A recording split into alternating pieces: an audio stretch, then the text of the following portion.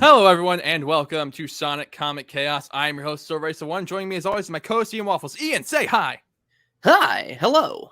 Anyway, shut up, Ian. So, I have something I need to get out into the universe before anything happens that either confirms it or deconfirms it. I need to know that I was the first person to say it before it happens.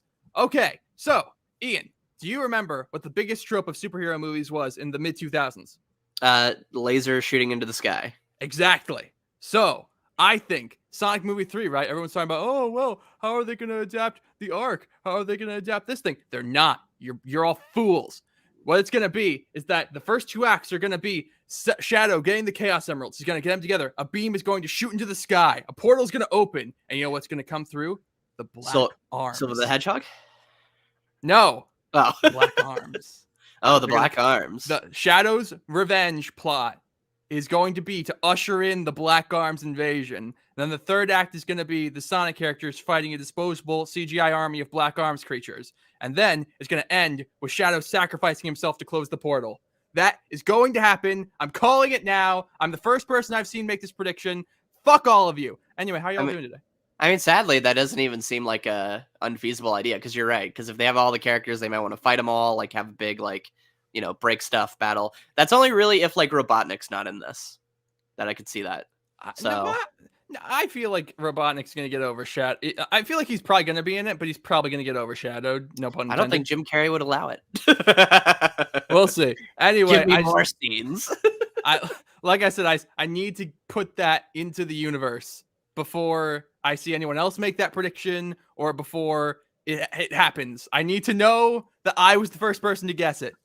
There you go. Anyway, moving on. We've made it, folks. We are at the end of Ken Penders' run on the Sonic comics. It's a sad day. It's a sad day, right, Ian? Yeah, I think so. I think it's raining outside. You know, that's usually sad. But fear not. We are here to cover his last 3 issues on the book. Yeah. But before we get into that, we must once again return to our world-famous fuck!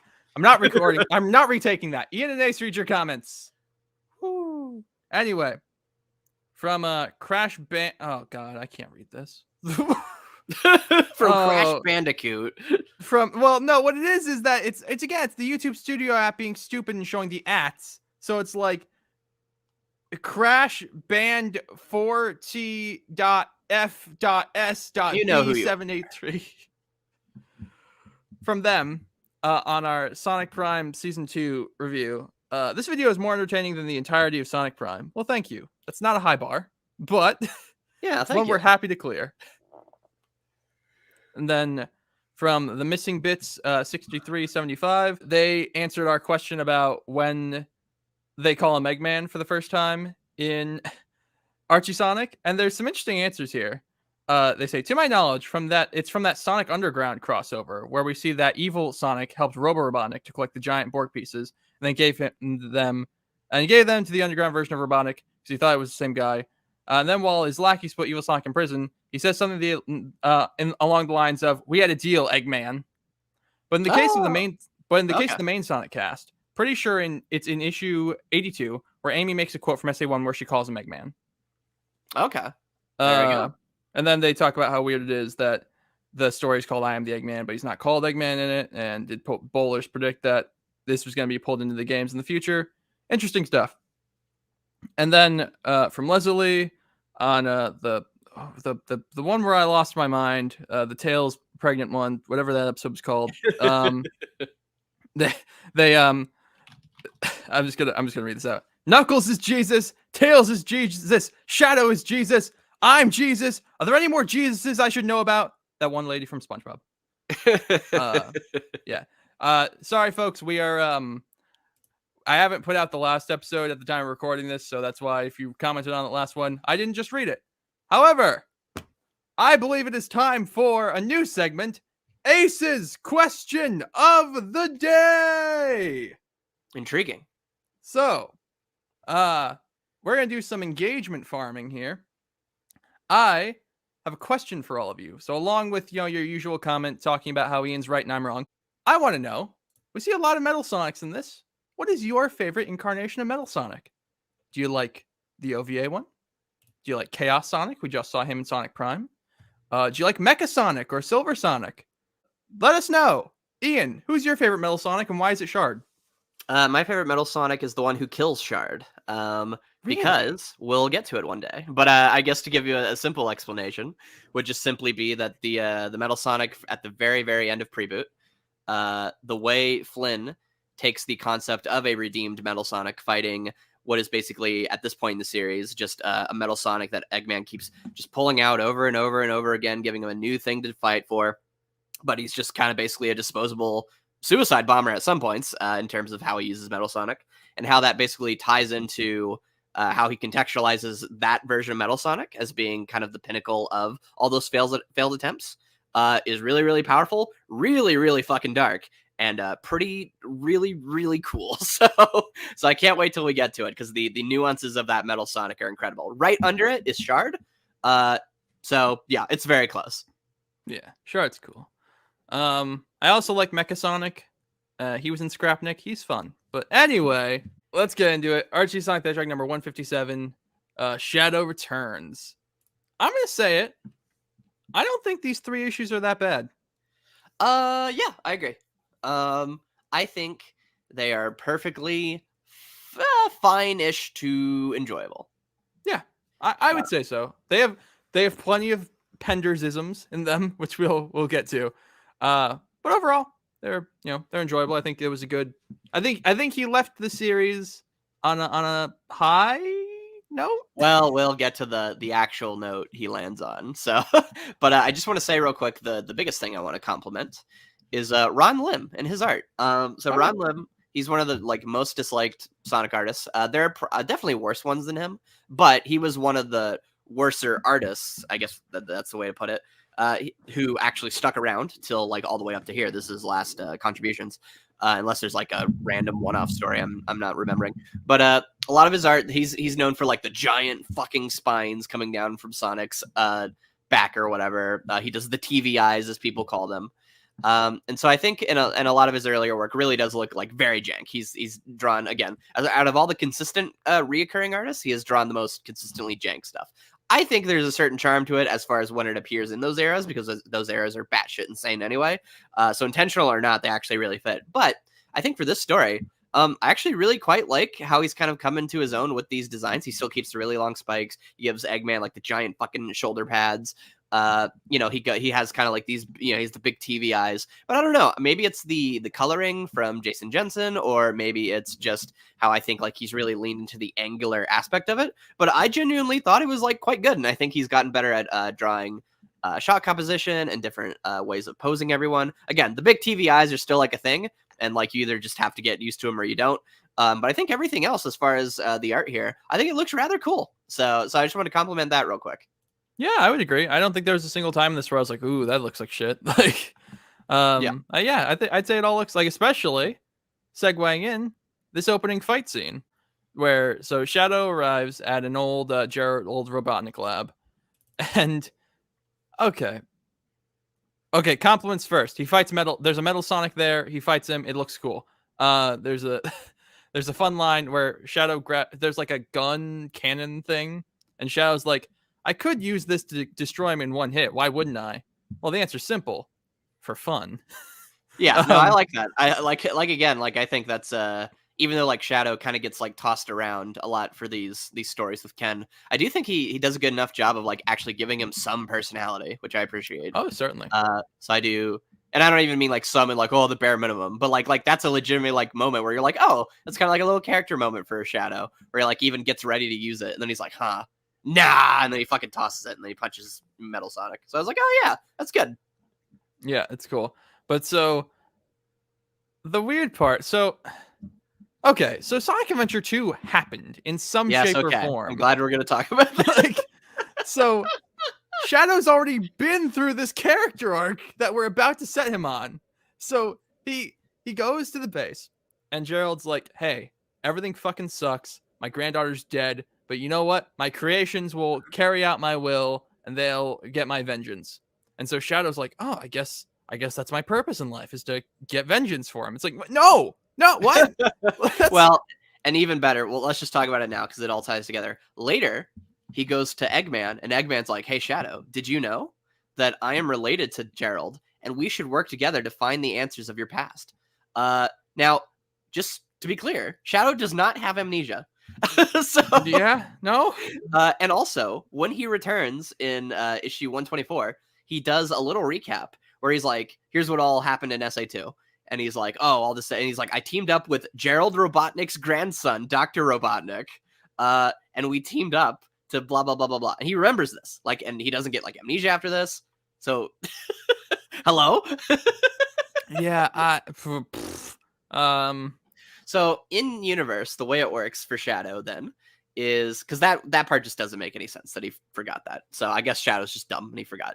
But the other part, so the way this works then is that Shadow, again, he woke up, Maria like fucking instantly died. He didn't know her for more than maybe a day. And that's being generous. He probably more like 10 minutes. But so she dies. He gets brainwashed to want to protect her. Sonic showed him the light, whatever that means, because Amy's not in the arc. And then he then learned that, she wouldn't want me to destroy the world. And now I guess the idea is just that he's like, okay, so now what's my like, what am I created for? So I guess like Shadow didn't grow any like vulnerability or humanity from that. He just came to the conclusion of like, okay, but like I was made to be something. So what do I gotta be? Vengeance? Yo, okay, I guess that's what I'm doing. So Shadow and Archie is just like a very like, I guess he's just very very one track minded. he sure is.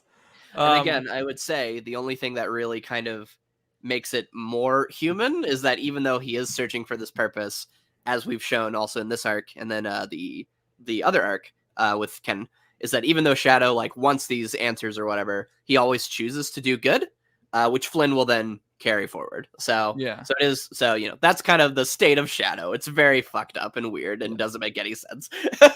Flynn will then carry forward by putting him in a closet whenever Eggman does things that are too monstrous before he can get Shadow off. Before he Eggman's can make side. any sense of why he would work for Eggman. Yep. But yeah, so we get this cool fight with Shadow and Metal Sonic where Metal Sonic will not shut the fuck up. Yeah. Which again, we're used to by now. But jeez. There's also a line I don't know why I found this amusing. But it's Gerald's video thing is still going on in the background. And they go, because of the dangers your project imposes, it will be discontinued at once. And you will be executed immediately. He's like, whoa. Just like the way it's said. I don't know why I find it amusing. It's probably bad that I find it amusing, but it's pretty amusing. It is pretty funny. Anyway, so I'm not completely sure what happens here. So Metal Sonic grabs the laser cannon thing that Shadow didn't use and points at Shadow. And then Shadow throws a rock at him.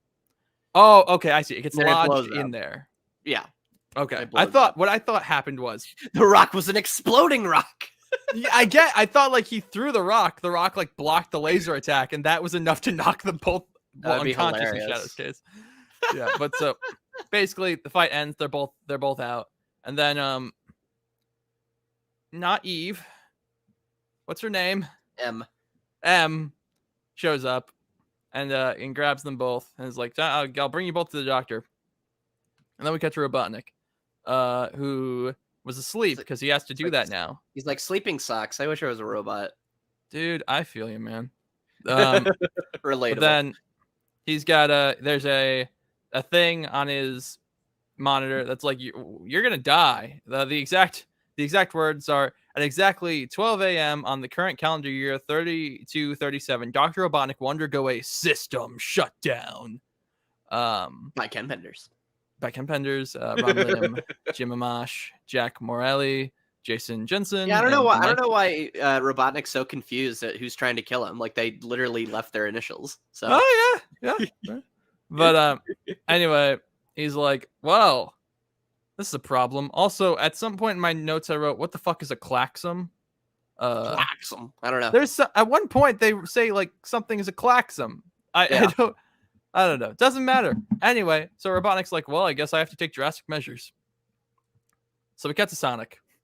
And Ian, do you just want to You just want to describe what? Yes, I do. I'm glad you picked up that I wanted to. So basically what happens is that Sonic, he's like, man, dating girls is cool, but I really wish I could date Sally and all that stuff. And Sonic's mom says, another night, he's awake playing his music. Sonic may be spending time with Fiona, and who knows who else, but his heart is elsewhere. And so the way I interpret this scene is that his mom is saying, you know, my son's acting like a pimp, but he wants to be a simp. That's great. Meanwhile, Jules is like, I am pretending to sleep, honey. Yeah. Oh my god, I didn't even think about that. He doesn't have to be here. He gives robot kisses. He's the best. He's great. Well, you know, he is the best. You know who's not the best? Fucking Bernie. So what happens is Sonic's up late playing his guitar, singing his simp song, and Jules is like, I'm gonna go talk to him. I'm gonna go like set him straight and tell him like and give him some fatherly advice. And Bernie's like, you are not going to parent our child, Jules. Like her exact words are, Sonic and Sally need to work things out for themselves. He's 16. You could go and have a talk with him. It's okay. Like, it's okay. It'll be fine. Like, I just, like, what? I don't know. It's just, I just found that funny. No, I get you. But so then, well, you know what? I'm actually glad that happened, because considering Ken just cannot help himself but make every father in the series terrible, Jules would have went in and been like, all right, son, here's what you got to do. You know, me and Bernie, you know, when we were kids, sometimes she just wouldn't fucking listen. And you know what you got to do? You got to let her know who's in charge, okay? And be like, holy shit, what the fuck? No, Ian. That's what he always does. He makes every single father figure the worst person ever. So I'm happy this didn't happen. Holy shit. Oh, God. Because we have child abuser Locke. We have child abuser Max. So now we got to get wife abuser. You know, it's all the 3 Bs. And he's gonna do it. It's gonna be fucking bad. So I'm glad he fucking left this alone. And I'm glad he also tried to kill Antoine's dad, so he couldn't be a fucking terrible person. So it's great. Oh dear. Anyway, so the next morning, Eggman shows up in his big egg-shaped ship, which I enjoy greatly. Yeah, that's funny. And Rotor's a fucking idiot. And then we get the dumbest scene in anything ever. So okay, right? So okay, I mean, you explain. You explain. Well, Tails is like, should we like? Tails and Rotor are there, and Tails is like, should we like get him? And Rotor's like, no, he hasn't absolutely not. Yeah, he's like, well, he hasn't done anything wrong, and his exact words are, until he does, we treat him as we would any visitor. Are you nuts? Yeah, no, that's what I'm saying. That's what Tails says. I don't understand. And here's the thing, right? So, okay, as we're going to learn later, Rotor helped with the metal super whatever plan that's going to be really bad. We won't go into too much details for now. But, so he helped build weapons, right? And that was his whole thing in the past. So, I feel like what Penders maybe was trying to give him any sort of credit. I think what Penders maybe was trying to do, because he also did this in the bunker arc, right? Where he's like, we don't use guns, never have, never will. But then in this arc, where he's also being a pacifist, like a major pacifist, we also have the fact that he did help make those Metal Sonic Troopers. So I think the idea he might have been planting was that it's not that Rotor like is stupid. It's that he made those things and he regretted it. And so therefore now he's like overcorrecting and he's going full pacifist, which is what Flynn rationalizes it later. And I wonder if that's what he was going for, because I don't think Penders is so bad at writing that he would write this scene right and then later confirm in the very same arc, hey, Rotor helped build a massive army of killer robots. That just doesn't make sense to me. So I have to assume that this was intentional. He just never got around to it. Well, keep in mind, this is the same man. Nope, we'll get to it. We are going to fucking get to Rotor and his involvement in the Metal Sonic Troopers, because holy fuck. Okay, but anyway. Well, let's keep going. So Sonic's going to run off. This is a cute scene. It's also weird, but I kind of like it because it's weird. Basically, Sonic's going off to fight. It's the charm that comes with having a superhero who's also like living with his parents, where he's like, I gotta go fight Robotnik, and his mom's like, well, you gotta eat breakfast first. And so there's like a whole scene of him trying to like get out, and then she gives him the flapjacks and he quickly eats them. And he's like, well, I gotta go get Robotnik. And she's like, well, why didn't you just say so? Oh no, I I don't thought know. it was no, I thought it was cute because It's cute.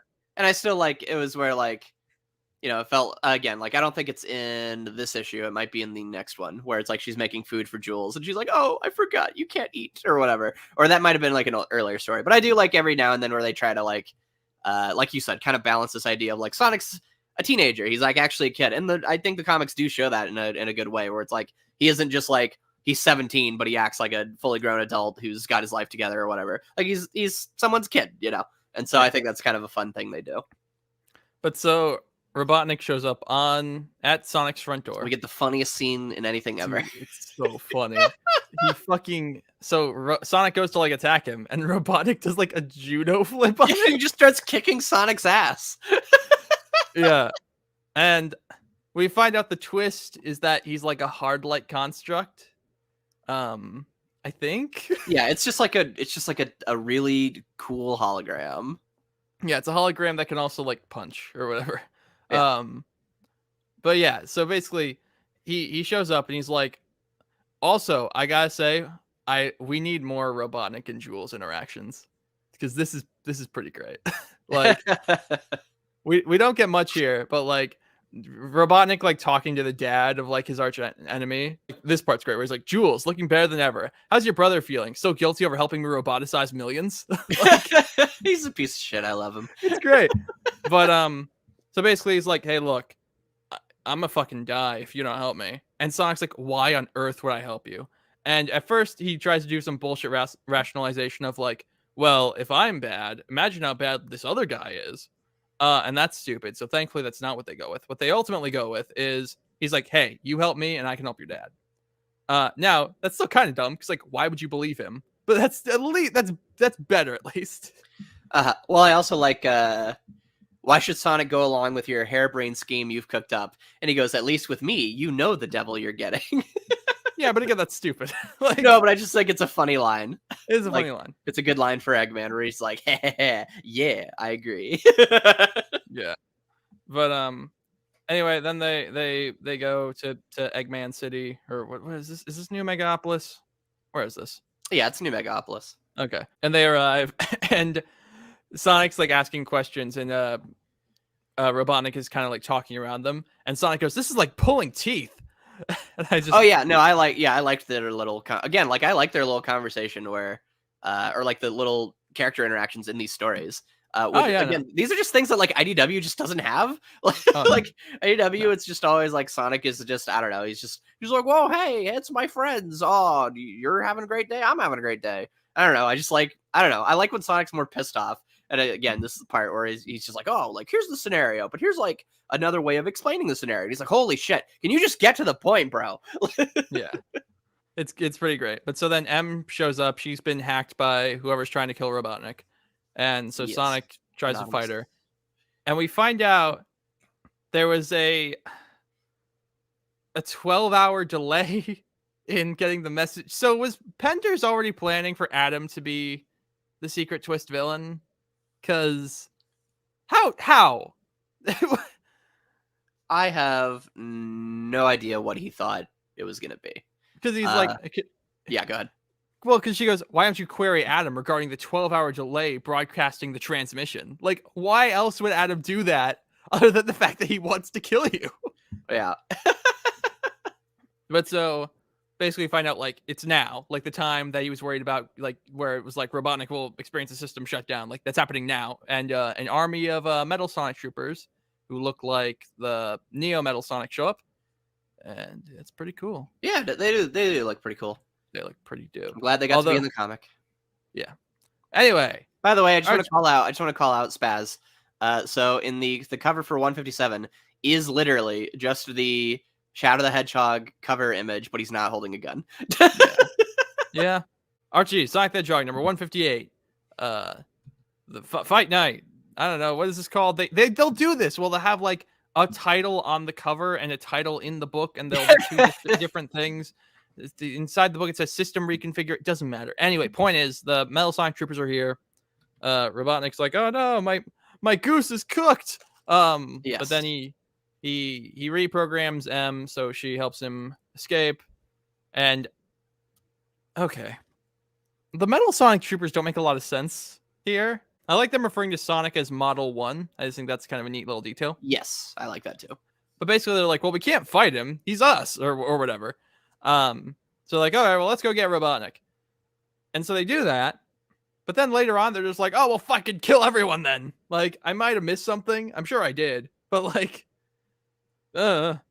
seems weird. Let's see. Negative. My sensors detect neither our objective nor his creations within the pod. Therefore, we will proceed as outlined in our mission parameters to seek the biological entity known as iRobotnik, along with any and all operatives and installations, and eliminate with extreme prejudice by ordered royal decree. So I guess what the idea is that, like, obviously their main purpose is to defeat Robotnik because they were made for that. But then I'm guessing Adam or Anonymous also made it's like, also kill everyone. I guess. That seems to be the idea. Because obviously, like, the point is that they're being hacked. So. Yeah. But so then we get to stupid scene. yeah, so we get to Robotnik and Shadow shows up, and Robotnik's like, hey, we're like family because like my grandpa made you, and like you knew my half sister, because in this it's not his Marius' half sister, not his cousin. Don't question it, please. And so then we just get footage. Why does Robotnik have footage of her being shot? Where did this footage come from? They recorded it on the colony, I guess, in the cameras. Yeah, but I so love Shadow's stupid like wool face in the pod. Yeah. But so then basically Robotnik's like, hey, you're supposed to get revenge. I want revenge, or I want to kill. We're fighting the same people. Like, they shot Maria. You're mad at them, right? You're mad at them for killing Maria, right? We didn't have like a whole arc of you getting over that, right? Right? So Right. like, you should work for me. And he's like, yeah, that makes sense. Yeah. So that's the thing. My notes I just wrote Shadow's a fucking idiot. I think again, he doesn't have amnesia, but he sure acts like it. Yeah. Yeah, I think that's for when he's like, when he doesn't realize that Robotnik is related to Gerald, even though they look exactly the same. Although they kind of don't in this, actually. I mean, he also just already knew that because they worked together in SA2. Well, yeah. Yeah. But anyway. Boy. And, and also, he said it, but anyway. Then what happens? Well, then Elias, Rotor, Sonic, and Chuck all get together. And I want you to keep something in mind, audience. Okay. That when the Metal Sonic Troopers showed up, Rotor said something to the effect of, I have no idea what these things are. He said, actually, you know what? I'm so petty, I'm going to find the exact quote. Oh, okay. Hold on. Rotor goes, okay, wait. He goes, Sonic asks, do you have any clue what that walking pilot circuit's talking about? Then Rotor goes, none whatsoever. And then Sonic says, like, if Robotnik couldn't build them, who would? And Rotor goes, well, who could possibly build? Rotor goes, who could possibly build them if not Robotnik? And then he thinks, like, that's a long list. So I guess that's him going, like, I'm lying. Yeah, I think the idea is he's lying. Like, and again, I think the idea is out on this. Well, I mean, yes, exactly. Like, and I think the idea is also supposed to be, again, that he's like a pacifist because he regrets making these things. Okay. Rotor, my guy, my buddy, I feel like obscuring details about the dangerous killer robots that you helped make just because you feel bad about making them isn't exactly doing pacifism great. Just an idea. Not that he's been doing pacifism great anyway. No, that's fair. But so then Chuck spills the beans. He's like, look, Sonic died, or we thought Sonic was dead. And so we were like, well, we need something to like protect the kingdom in his place. Cause like, fuck Knuckles, I guess. Or I guess Knuckles didn't have his powers yet. Okay, fair enough. But like, fuck everyone else, I guess. So I made these Metal Sonic Troopers, and now they've been hacked and shit's going bad. Yes.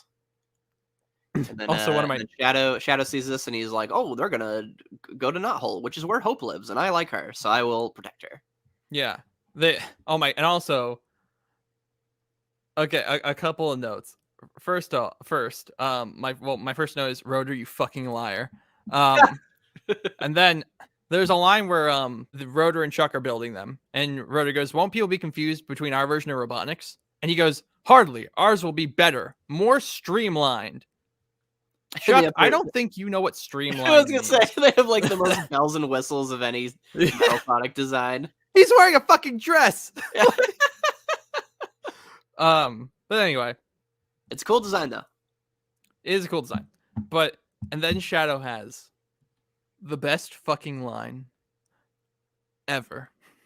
So Robotnik goes like, so Shadow goes like, oh, not Hope lives there. I'm sorry, Hope dwells there. And Robotnik goes, well, not for long because she's about to fucking be killed by Metasonic troopers. And Shadow, now I remember because spoilers, audience, I read this like 5 years ago. I didn't remember much from it, but I remembered the line being something to the effect of like, Hope will not die today. And so it's like, oh, that's cute because it's like a fun little double meaning of like Hope the person won't die, but like Hope as a concept also won't die. Like I'll protect the concept of Hope, but also I'm protecting a person named Hope. Hurting her, isn't that fun? No, the line is 1,000 times worse than that. He says, you may be unable to act, but I can. As long as Hope lives, Hope will endure. You know, that's how you know Shadow's not evil. What kind of a bad guy could come up with a line so saccharine? Yeah, but regardless. So we get a fun scene where Shadow and Sonic are both rushing to Hope's house to like save her. And Shadow's like, actually a fun through line of the story is Shadow keeps like accidentally activating his chaos powers. Yes. Like he like forms a force field to protect against the troopers. Later on, he'll like accidentally create a portal. And he's just like, what the fuck is going on with me? Like, yeah, and then he like knocked out some guys with to save Sonic at the end. Yeah, and then so they're fighting, and then my next note is simply fucking Chad Jules.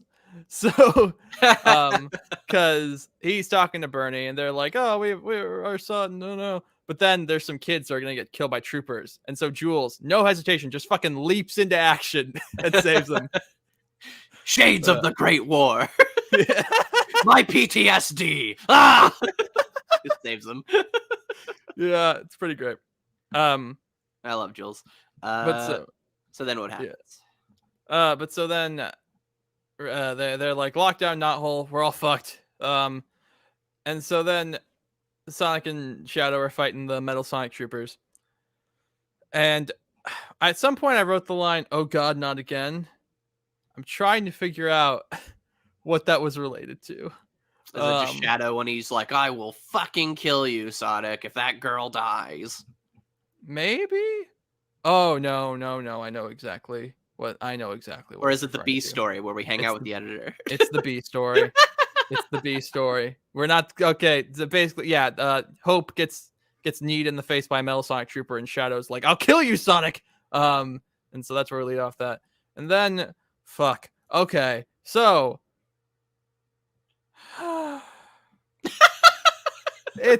Look, it's not terrible. It's just like, what the fuck are you doing? Like, so there's nothing to do. Sonic's meeting with the editor. Who is this he's meeting with? I like Mike Pellerito. Mike. He's meeting with Mike, and then we find out there's a guy named Blackstage. And he's showing it's a cute concept where they're acting like the comic's like a show, and that like all this stuff is done with like special effects. Yeah. And so they're like, oh no, I'm gonna show this and it'll ruin your reputation. But they're like, well, actually, it's the early 2000s. Reality TV is all the rage, so people love it. And then the end. Yes. Also, at the end of this, in my copy, at the end, there's an M&M's ad where they have the word "the swarm." I really read it as "the sperm" for a split second. You were so done. Yep. Anyway, Archie, Sonic the Hedgehog, number 159. System reboot. Sure. There's actually a great. Okay, so they have the little thing where at the beginning where it's like Sonic the Hedgehog. But there's a box where they go, if you missed our last 2 issues, just buckle up for the action and we'll explain as we go along. And my first note is, trust me, I know. As you know. Yeah. I mean, yeah, that's just a thing that sticks around pretty much for the whole comic, is that they'll usually spend at least one page catching the reader up to speed. through like the characters like kind of recapping it to themselves, which I get. It's a monthly comic. It's for children. It just kind of, there's a skill to doing it, and it just kind of depends on who's writing at the time. Although I will say, they did not do themselves any favors by pointing it out, because it was a lot. I don't know. Obviously, like, I'm used to them just like never showing the fuck up, but I was like a lot more aware of it after reading that box. After they pointed it out to you. Yeah. So Shadow and Sonic are fighting, and we actually had a nice scene where like Rosie scolds both of them, and she's like, hey, there's a little girl here who needs your help. Like, could you guys stop having your dick measuring contest for 2 seconds to help her? And they're like, okay. Well, and I do like that when Sonic says like, oh, he tries to save face and be like, oh, you know me better than that. I was gonna save her. He does have like a kind of like, oh shit, I fucked up face. Yeah. So I do like that there's a little there's a contrast of the art and the dialogue, which adds layers to the character. He's trying to, it's not just like Sonic is oblivious. Like he does understand that he did something wrong, and now he's gonna try to fix it. So like that's good. Yeah. But so my next note is Uncle Chuck can't catch a break with his inventions. Just like, first it's the roboticizer, then it's this. Like, this poor guy. Like, but yeah, so, and then he's basically just like feeling sorry for himself. And Rotor has a line where he goes, if I've learned anything at all from you, it's not the invention that causes the problem, but the purpose for which it's the people who use the guns. Yeah, he goes, it's not the invention that caused the problem, but the purpose for which the operator utilizes it. To which I wrote, Rotor, what the fuck are you saying? Who, pray tell, would have flown the plane back? Just, like, yeah, it's just, oh god, so. By the way, I love that Ash almost gets fucking murdered on the next page. Oh yeah, there he is. Robotnik's looking at it. This is whatever. My next note is, oh hey, Chaotix, because you look in the background, they're fighting Metal Sonic Troopers. It's super cool. Yeah, they're so blurred in the background you can't even tell they're there. Yeah, it's like when they show up at the very end, they're like, "Hey," I'm like, "Where were you guys?" Like, "Oh, there you are." Also, so then Shadow and Sonic are rushing to the castle to get Hope some medical treatment. And Shadow is like, I gotta. Oh, okay, actually, there's a couple things I gotta talk about here. Shadow goes, what I do know is there have been only 2 sentients, or people, as a normal fucking person would say, Shadow, who have ever expressed compassion for me. Presumably talking about Maria and Hope. I guess. Here's the problem, though. According to you, and according to everything I've seen from this comic, he knew Maria for maybe a day. And to be fair, she also sacrificed herself for him. Fair enough. We'll give Maria one. Because in the story, it is like they make it very clear that she's like, Shadow, you go on ahead. I'll make sure everything's safe, and then she gets shot. So, makes sense. You would be attached to someone like that. You get bored and someone dies for you. That's pretty nice of them. Yeah. Hope, on the other hand, have they had a conversation?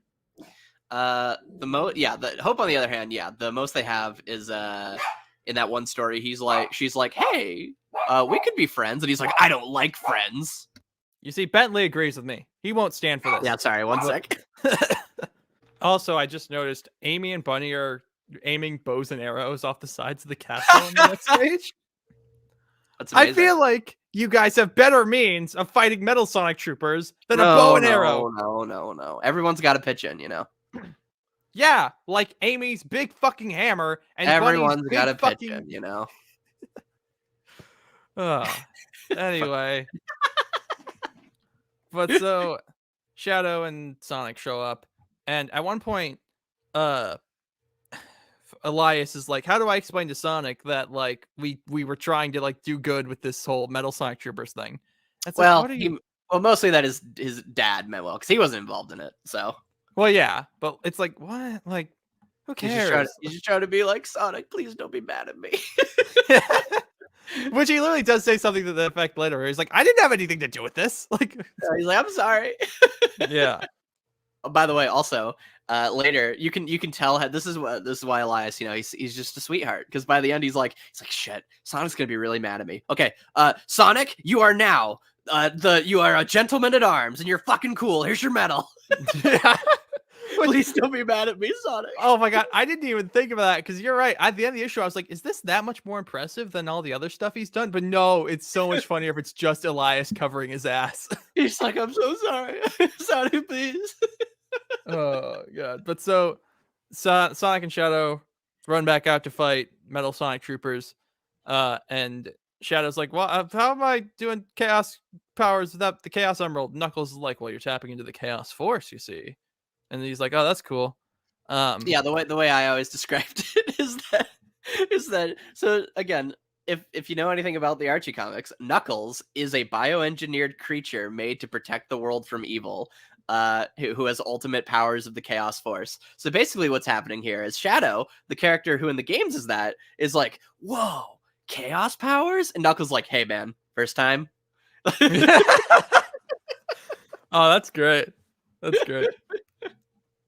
But so then, okay. Do you know when? So Flynn takes over at some point during these last few pages, right? He wrote basically like these last couple pages. At the very least, we know for a fact that he wrote anything involving Sonic saying Faker, because Ken Penders would never do that.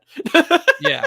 Okay. So then this. Okay. So yeah, because I was asking because, and it's funny because Shadow calls him Blue Hedgehog as well. Yep, which he would not do. Which yeah. Penders would not do. Yeah, but so basically Sonic had gotten like knocked down and Shadow saved him with the Chaos powers, and so he's like, "Are you finished resting, Blue Hedgehog?" And he goes, "Shut up, Faker." It's fun, but so yeah. There's actually there's like a couple cute like Shadow Sonic interactions after this point, where yes, Sonic. The last scene's really good. I really like it. The last scene's really good. I also like, thanks for the save, Shadow. I owe you nothing. And he goes, yeah. Then we're even, Sonic. Yeah, which is good. And then again, I like that the way it works is that you think like, oh, that's the end of their conversation, right? And then at the very end, it reveals that after that, Sonic was like, hey, but like for real though, don't be a stranger. He's like, oh, thank you. Yeah. So, which is cute. And again, for years, I always thought like, you know what? Ken, he didn't get Shadow, but I really love that at the very end, he understood like the heart of the character. And then I come to find out that Flynn just wrote it. That's amazing. Because again, I always like use that to defend him. I would say like, you know what, like I think Penders went out on a good note. Like that's like an actual story beat, good character scene. By the end, he really learned how to write the character. No, I was just fucking playing. That's amazing. He just didn't get credited. So. Oh, that's amazing. But so then Sonic returns. He gets his medal. Yeah, Elias is like, Sonic, I don't know if you ever knew this, but I think you're really attractive and really cool. So you're gonna get this medal, and you also can be my best friend. And if you would just please not be mad at me, I didn't mean it. It's amazing. And then he's like, we're gonna have a party. Let's go. Yeah, and then we get the last scene you were talking about via security monitors from Chuck. And then we get Penders' actual last story. Last story. So, y'all remember those nanites from a couple issues ago? So, yes. Tommy Turtle. Yeah, so they're inside Tommy, and Robotnik's like, "Hey, I can like observe the Freedom Fighters using these nanites, and I can like get inside the robot-y ones." So I can like put some nanites in Bunny and some nanites in Sonic's dad, put some in Nicole, and that'll be really important later. And Eggman says fuck, which is really funny. He does say fuck, which is really funny. Which is very, very funny. Yeah. And then he thinks that they got screwed over because they put the nanites in Bunny, and it kind of makes her a little woozy. And so that he thinks like, oh, we got caught. So he goes, of all the fucking, if you mess this one up, Adam. It's pretty great. Oh, but yeah. And then, so he's got nanites in the people and in Nicole. And he's like, welp, that's cool. Now I can spy on everything they do and say. Yeah. And which he does proceed to do. And it's this will become very important later. Very important. Okay. The end. Yeah. The end. Question. Okay. Yeah.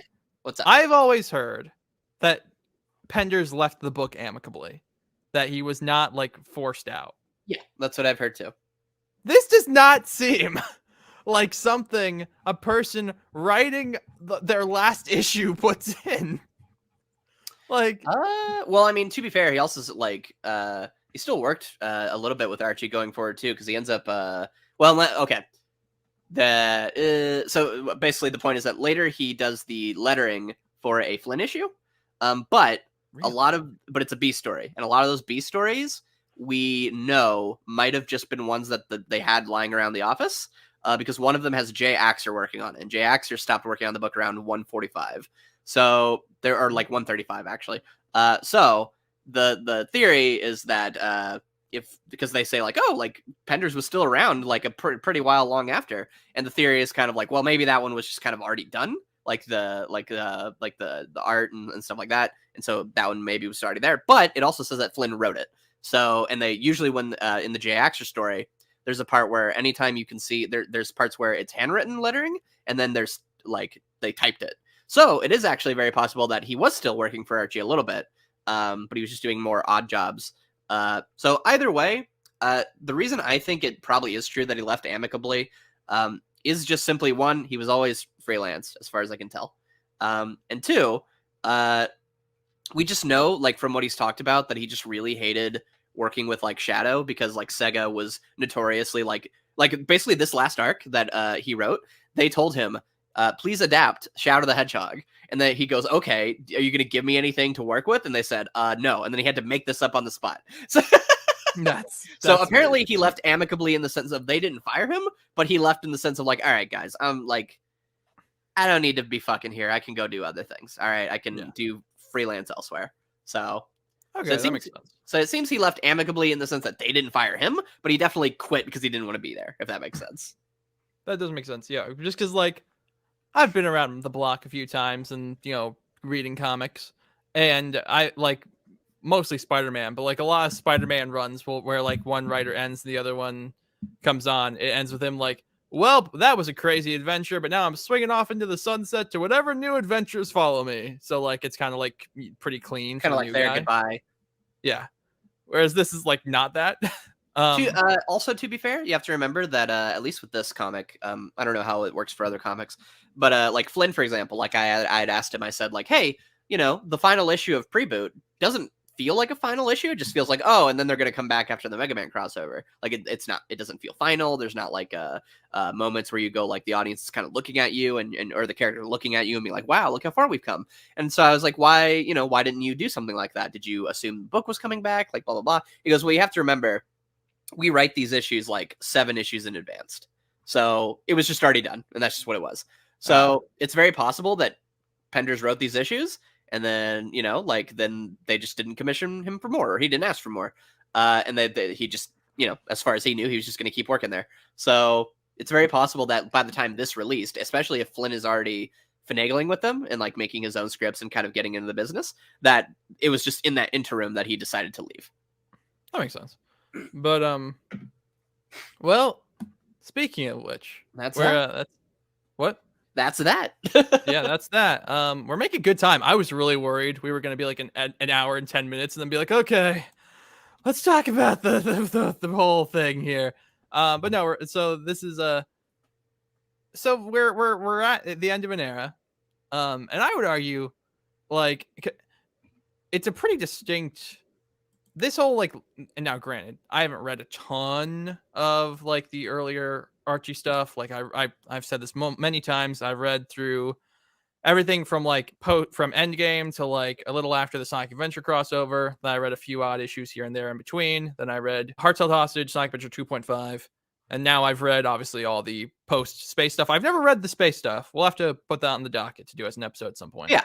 But like, I feel like this era is pretty distinct.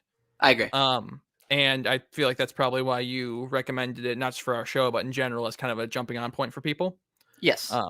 It's very distinct, I would say. And it's distinct in a lot of good ways and a lot of bad ways. I mean, I feel like I don't feel like I'm telling tales out of school in saying that. So no, I guess to build off that, to me, what stands out about it and why, like, because like here's my dark secret for all my for all my bitching about like the comic, I love all of it. Just because I think it's just fascinating that it exists, and I'm never bored reading the comic. Really, No. There's, I mean, okay, I'm bored with a lot of the B stories of this era, but Yeah. but I think that also adds to its aimlessness. But what I think is just fascinating about it is that you could tell, especially from the artists, that all the artists were really going ham at this point. Like Oh, all yeah. of them are really trying. Everyone was putting in a lot of their best work. Again, like Ron Lim, I think he does the best he's done for this comic. And then like Art Woody's doing well. Stephen Butler's always killing it. So like, I think there's a lot of enjoyment just from like juxtaposing the really good art, or like John Gray, but John Gray gets an actual good arc with Car Bowlers. But Yes. juxtaposing like the art with like kind of like the really messy stories. It's where Ken really takes center stage as far as writing the main book, and you can see a lot of his style and a lot of his just like his narration speak. But it almost feels like he was able to at least refine it in a way where like I don't know. It always felt like, not that there were ideas in the sense of like, oh, like there's ambition here, but it always felt like at the very least, like it's fun watching Ken kind of try to figure out what to do. Like it doesn't feel like, oh man, he really had this grand plan with Shadow, or he really had this grand plan with like this secret base. But it at least felt like, all right, we're stuck in this fucking base. What am I gonna do? And then like Yeah. and that's kind of just fun to watch. It's kind of fun to watch Penders be put back in the driver's seat of the main comic. And like he said, I think he said this once, where he was like, people got mad at me for the Sally and Antoine and evil Antoine stuff, like with the marriage story. But he goes, you know what people were also doing? They were talking. And so as far as I'm concerned, I did my job. So like in his head, what he was going for was trying to just give people stuff to talk about, things that they would be interested in, for better or worse. So I think in that sense, it's fun watching Pender's last kind of breath on the comic just kind of be this scenario where you can tell he's trying to find things to do, and that creates some interesting scenarios. And then you have Bowlers, who produces some of his best work to date it is his best work to date on the comic with Return to Angel Island. And Penders also releases his best work, which is the 25 Years Later, which ends on like a really powerful note with like the story about his dad, and like it gets really personal and talks about these real life things. So I think that which then combines with a lot of his worser aspects with like how slow it is and things like that. So to me, it just kind of feels like a really nice way of like, you do feel like, okay, something has to change. Like even if these writers are like doing the best they can, something's got to give, because we're really not going anywhere. And I think that's just fascinating to read. A couple of notes on what you said. There's a famous saying in comics. I don't know who said it.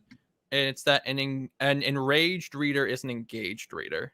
And I think it sounds like that was really what Penders was kind of going for. Probably, was just like to make the audience go like, wait, what's happening? Oh my god, what? Like it's just so like, well, you got to read the next issue to see if they fix it. And so I think there's that. I think there is certainly a charm in a lot of this. Like I told you after we finished recording the last one, I'm gonna miss it. Like I think here's the thing. I think if it went on a little too much longer, I think I'd be like, fuck, like stop. But I'm kind of like that. And also like if you binge all this stuff in a row, you reach that point. Yeah. But I think there's a couple. First of all, one thing I noticed, you said before that after 25 years later, Penders doesn't touch Shadow again, or not Shadow, sorry, Knuckles again. Yes, I was wrong. He gives him one line in this story. Well, is that him though, or is this Flynn? Because it's on the page where he calls him Faker. So good point. Yeah, so maybe I'm right. Yeah, maybe he really doesn't. I hadn't even really thought about that. Because I kept thinking like, man, they keep putting like Knuckles and the Chaotix in the back, because like Knuckles is like in the background of the wedding arc. He's in the background. Yeah, here. He just vanishes. Yeah, he just vanishes. And it's interesting that I guess that's Penders going like, no, I said my piece on Knuckles, which like on the one hand it's like, oh, that's neat. On the other hand, it's like, okay, but like you're the main writer of the book, and Knuckles is the main character though, and they're around guys. Yeah, no, he does write for Locke, because he does write the story where Locke tries to kidnap Shadow because he's a great guy. So he does get one more story with Locke, which is funny. Or no, the last story with Locke, I think, is actually him making out with Rouge. So that's nice. Oh, yeah. Well, actually, you segued us perfectly into. So again, like this I think this era, like the pre-Flynn and even post Flynn, obviously we'll get to that, but like this especially gets a lot of crap, but there's good here, and it's got value, it's worth reading. But I feel like every complaint people have about these comics is dialed up in kind of this era. Oh yeah. I think specifically issue 150 and 151, I think did like irreparable harm to the comic's reputation. Oh like, yeah. I feel like whenever you see people go like, man, wasn't Archie Sonic so weird? Like it's always getting brought up. Like it's always like, man, remember the one where like either they don't know what happens and they're like Sonic was sleeping around with a bunch of girls, Yeah, or they do know what happens and it's not much better. Like and it's not much better. it's arguably worse actually. Now that I think about it, arguably worse. So, but like, oopsies. but it's like there's that again. There's obviously the soap opera nature of it that you have with like Sonic and Sally. Like so, again, Sally is, with a few exceptions, insufferable. Like in this era. No, I'm sorry. Insufferable is, to be insufferable, she'd have to have a presence in the comic, which is something she doesn't have. Again, like we talked about last time, the big problem with Sally is it's less of the character itself and more of you reach this. At least for me, I reached the state where it's like it's not that the character's bad; it's that these people are failing the character because they just treat her horribly. And obviously, that's every character is written by the author, but there really does come a point where you just go like, you just really want her to suffer and suck constantly, don't you? Yeah, that's right. It's like every character is written by an author, but like you shouldn't be aware of that as you're reading it. Yeah, for sure. And I feel like with like the Sonic and Sally stuff, like it was so transparent of like, well, how do we spice up the comic a bit more? I know we'll break them up and we'll have them both be miserable, but we'll not be good enough at doing it to where, like, again, like I said last episode, not to try and retread too much of that ground. It's like, if all Sonic wants is to be back with Sally and all Sally wants is to be back with Sonic, which actually I take that back because that's another part of the problem is that Sally, what the fuck does Sally want? It's never really, it's like it changes every issue. It's very flip floppy. So, but, and then obviously here again, like this is where, I mean, Shadow hadn't been in the book. He was in the Adventure 2 adaptation, kind of. And then he was in Adventure 2.5. But this is really where Shadow like starts to like be a presence in the book. Yeah, and his presence is yeah, like he's like, what am I doing? yeah. Well, again, you could argue that's Penders talking too. It's like, what am I gonna do? Like, I don't care about this character. Like, I don't. Yeah. Sorry, go on. I was gonna say, and I think someone had asked him once. They're like, was Shadow in your head, like, because you used him so much? Was he like your new Knuckles in a way? Like, was he your new character you really wanted to like dive into? And he's like, no, not really. Yeah. Which you can tell because he doesn't do anything with him. So, and again, that's the one scene that actually gives him like a definitive character moment is fucking Flynn. Yeah. Well, there's early on in the in Home, he has a couple, but wasn't that written by Bowlers? Yeah, that's Bowlers. Yeah, so it's like, yeah, I don't know. It's wacky stuff. And I will say, like, it was definitely getting to a point. Like, also, I forgot to mention on this last issue, they have Metal Sonic's final form from Knuckles Chaotix on the cover. That's cute. It's like a little chibi version. He's a little chibi. Anyway, real quick, just want to mention that. But I will say, like, as much as like I said, like this has been fun, like going through these. If the book kept going like this, it would start to lose me. Like it's already getting to the point where it's like the novelty is kind of worn off, like, or it's kind of wearing off at the very least. Of like, okay, yep, the characters do sure talk a lot, don't they? Or oh wow, the love, like this love triangle sure is wacky, isn't it? Or man, Shadow sure is confusing. Like, or we're spending time on this one idea for 3 to 4 issues, and but it just led to another mystery. Yeah. So, like I said, it is sad to see this era of the comic go, just because, like, again, like, we've had fun talking about it, but like ultimately, it's like, well, and I think Tracy Yardley has gone on record saying like me and Flynn were told like you're the reason the comic kept going.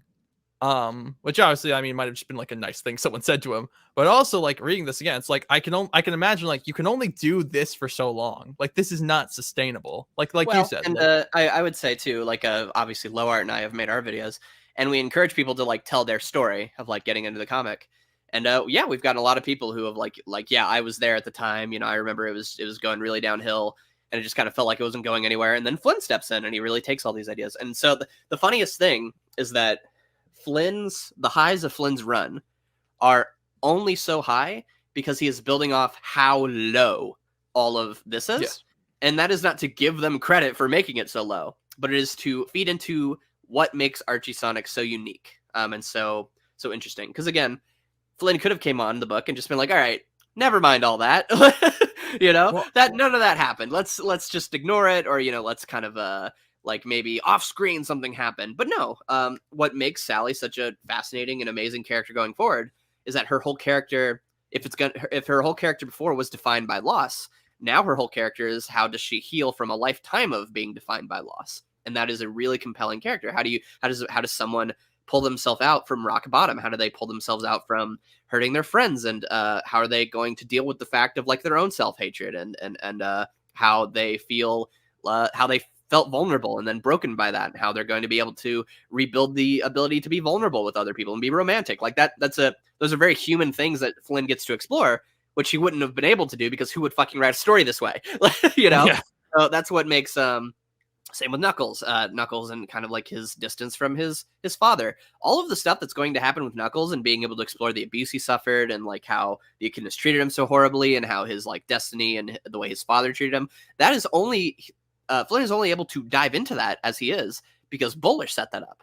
Because up until Return to Angel Island, Knuckles and his dad never have a negative confrontation of that level where you literally have Knuckles being like, hey, Dad, here's what I want to do with my life. Here's what I want to try to help more people. And Locke, he twists his words. He says, oh, so what you're really saying is that you're going to abandon your people and you're going to turn your back on what is, you know, you need to do. And when he tries to explain himself again, he says, okay, fine. And then he fucking leaves. So that's like really like, that is like very like abusive behavior, like manipulative behavior. Yeah. And that is very subtly in the Knuckles comic.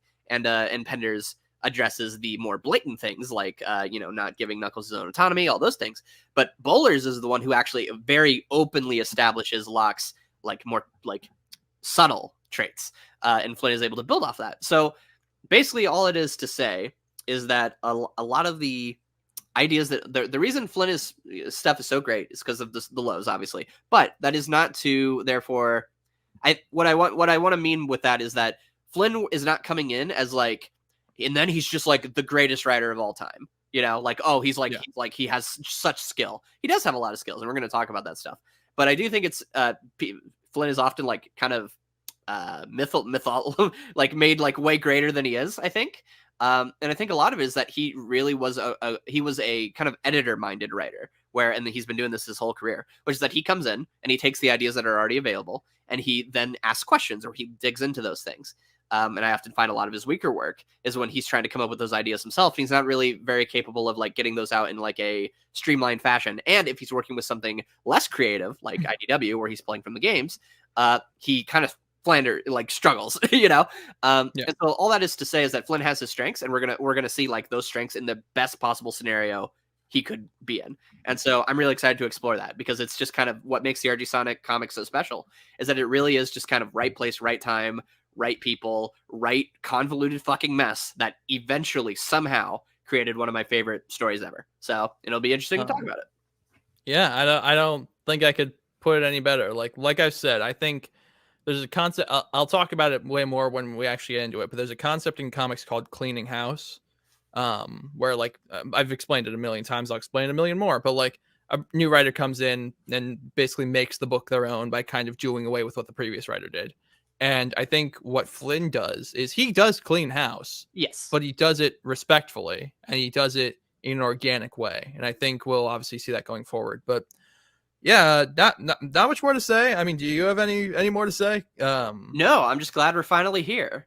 Or are we? Because I'm sure we're probably going to do another old issue, right? Like an old section of the comic before we jump into Flynn. Why not? You wanted to do Sonic Adventure, right? Yes. let's do that.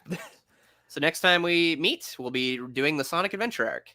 Yeah, well, and let's throw on the what is it, issue 98? What's the Sonic Adventure 2 one? 98. Yeah, we'll throw that one on too, just so we can kind of get a comprehensive bit of it. Which is the SA2 one for people who don't know. Yes. So for people reading along at home, that's your homework for next time is the Sonic Adventure arc and issue 98. Speaking of which, though, at the time we're recording this, the last episode's not come out. It'll come out this upcoming Monday, which is the calendar. Please load the 4th, and then this episode will come out on the 18th. So this will likely be the last episode you all hear this year. It might not be the last episode we record this year, but it'll probably be the last one you all hear this year. Outside of, unless I'm an idiot, but probably based on our 2-week recording schedule, or not, whatever. You all know what I mean. And so, just would like to say thank you all for another great year. It's been awesome being able to do this. This year has been kind of crazy for me. Like I said, I graduated college. I've started a new job, and it's been nice being able to come back here and talk about Sonic and have you all enjoy it. And yeah, so happy holidays, whatever it is you celebrate, or if you celebrate nothing, enjoy that too. And hopefully you'll continue listening to us in the new year. Absolutely. Thank you all for watching. Yep. Bye. Bye.